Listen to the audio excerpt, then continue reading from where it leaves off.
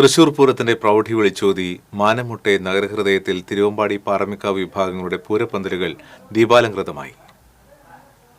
പൂരാവേശത്തിന് മാറ്റുകൂട്ടുന്ന പൂരപ്പന്തലുകളാണ് സ്വരാജ് റൗണ്ടിൽ മണികണ്ഠനാലിലും നടുവിലാലിലും നായ്ക്കനാലിലുമായി ഉയർന്നിരിക്കുന്നത്. വർണ്ണപ്പൊലിമയോടെ പന്തലുകൾ ദീപാലംകൃതമായി.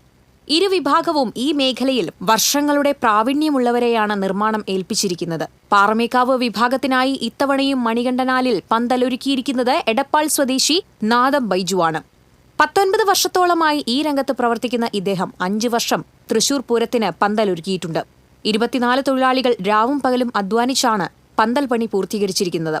108 അടി ഉയരമുള്ള പന്തലാണ് ഒരുക്കിയിരിക്കുന്നത്. ഉള്ളിലൊരു മോഡലും പുറമെ വേറൊരു മോഡലുമായുള്ള വേറിട്ട പന്തലാണ് നിർമ്മിച്ചിരിക്കുന്നതെന്നും പഴയ കാലത്തേതുപോലെ പിക്സൽ ലൈറ്റുകളാണ് ഒരുക്കിയിരിക്കുന്നതെന്നും നാദം ബൈജു പറഞ്ഞു. സൈഡിൽ കൂടെ ഒരു കട്ടിംഗ് പന്തലും അതിൻ്റെ ഉള്ളിൽ ഒരു 8 പട്ടം പന്തലും കൂടി ചേർന്നിട്ടാണ് ചെയ്തത്. രണ്ടും കൂടി മിക്സ് ചെയ്തിട്ടാണ് ചെയ്തിട്ടുള്ളത്. പന്തലിൻ്റെ ഉൾവശത്ത് കൂടെ ഒരു 8 പട്ടം പന്തൽ പോകും, പുറത്ത് ഒരു കട്ടിംഗ് പന്തലും വരും. പിക്സലിൽ RGB ബൾബ് ഉപയോഗിച്ചായിട്ട് കമ്പ്യൂട്ടറിൽ ഡിസൈൻ ചെയ്തിട്ടാണ് ചെയ്യുന്നത്.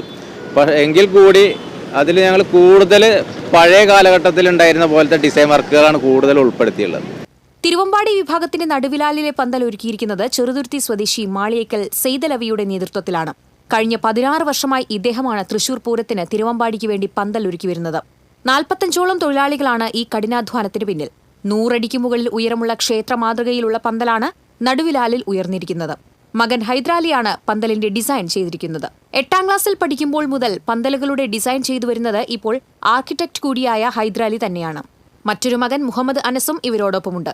ക്ലാസിക് ഗോപാലകൃഷ്ണനാണ് വെളിച്ച സംവിധാനം ഒരുക്കിയിരിക്കുന്നത്.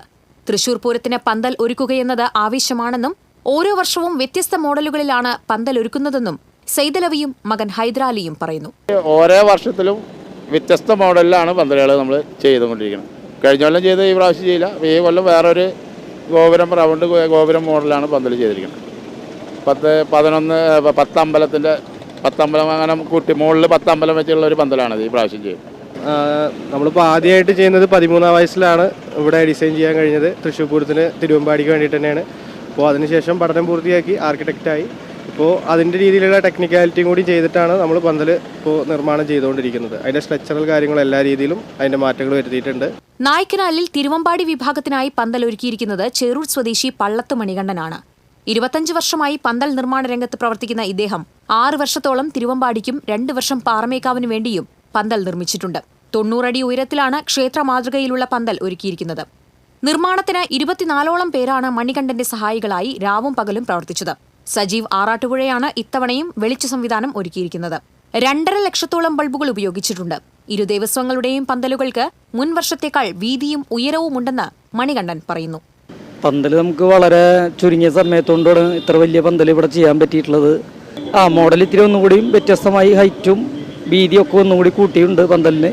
വേറെ പുതുമകളായിട്ടുള്ള പന്തലിന് നമ്മൾ ചെയ്യണത് ഇപ്രാവശ്യം. നായ്ക്കനാല് പന്തൽ ഇപ്രാവശ്യം ഫുള്ള് പിക്സലായിട്ടാണ് നമ്മൾ ചെയ്തിരിക്കുന്നത്. കഴിഞ്ഞ കൊല്ലം പിക്സൽ തന്നെയാണ്.